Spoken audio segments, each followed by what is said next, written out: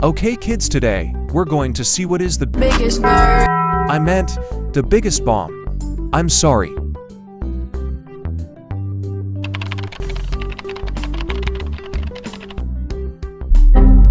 Wait, what?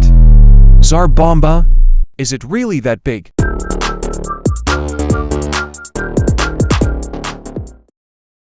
I'm the biggest. I can make my own powerful bomb. I'm pretty sure it is easy to make. So let's go, and I'll show you my beautiful kitchen. So this is my beautiful kitchen. Don't worry, it's a little bit messy, and this is my cute table. It's totally not a PNG image. So, for the first step, you will need an empty bottle. For the second step, you will need Ohio. When I said Ohio, I really mean it. What the hell? Oh no. For the third step, you will need air. Yay, now it is done.